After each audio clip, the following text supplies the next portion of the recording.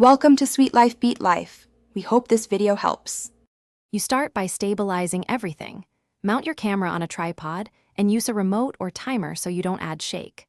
Once done, switch to shutter priority or manual and choose a fast shutter speed to freeze motion. 1/1000 is a good target for splashes. Make sure ISO stays low to avoid noise and use an aperture that balances depth and light. You're creating the conditions to freeze water. Precise settings will depend on your light and distance to the subject.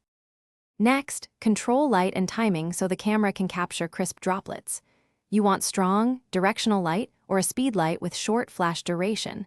This actually freezes motion more than shutter speed sometimes.